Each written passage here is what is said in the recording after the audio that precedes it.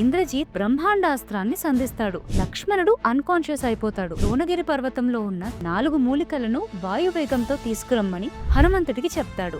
అలా ద్రోణగిరి దగ్గరికి చేరుకున్న హనుమంతుడికి ఆ 4 మూలికలను గుర్తించడానికి ఇబ్బంది ఎదురవుతుంది. ఎందుకంటే ఆ దివ్య శక్తి గల మూలికలు వాటిని ఎవరో తీసుకెళ్లడానికి వచ్చారు అని గ్రహించి వాటి కాంతిని కోల్పోతాయి. అది చూసిన హనుమంతుడు కోపంతో రామకార్యానికి సహాయపడని మీరు ఉండి ఎందుకు అని మొత్తం పర్వతాన్ని తన వేళ్లతో సహా పెకిలించి లేపి ఆకాశంలోకి ఎగిరి లంకకి పయనమవుతాడు. ఇలా ఆకాశంలో నుంచి ద్రోణగిరి పర్వతాన్ని తీసుకుని వస్తున్న హనుమంతుడిని చూసిన రాముడు సూర్యోదయం అవుతుంది అని అనుకుని కోపంతో సూర్యుడి మీద తన బాణాలను సంధించబోతాడు. వైద్యుడు అయిన సుషేనుడు అండ్ జాంబవంతుడు రాముడి దగ్గరికి వెళ్లి ఇది సూర్యోదయం కాంతి కాదు అని చెప్పి వాళ్ళ కన్ఫ్యూషన్ ని తొలగిస్తారు. అలా హనుమంతుడు ద్రోణగిరి పర్వతాన్ని తీసుకుని రాగా వెంటనే వైద్యుడు అయిన సుషేనుడు పర్వతంలో నుంచి తనకి కావాల్సిన మూలికలను తీసుకుని లక్ష్మణుడికి వైద్యం మొదలు పెడతాడు. హనుమంతుడు మళ్లీ పర్వతాన్ని తీసుకుని వేగంగా గాల్లోకి ఎగిరి పర్వతాన్ని ఎక్కడి నుంచి తీసుకొచ్చాడో అక్కడే పెట్టేసి వస్తాడు. హనుమంతుడు వచ్చేసరికి లక్ష్మణుడు పూర్తిగా కోలుకుంటాడు. ద్రోణగిరి పర్వతం యొక్క గాలి తగలడం వల్ల పడిపోయిన వానర సైన్యం అంతా తిరిగి మళ్లీ కోలుకోవడం వల్ల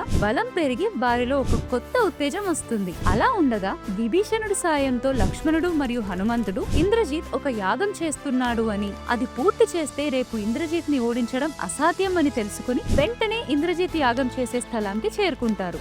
ఇంద్రజిత్ యాగం భంగం చేయడం లక్ష్మణుడి ఒక్కడితో అయ్యే పని కాదు. ఈ కార్యానికి మరో యోధుడు వస్తాడు. అది ఎవరో తెలిస్తే కామెంట్ చేయండి. తెలియకపోతే నెక్స్ట్ పార్ట్ కోసం వెయిట్ చేయండి.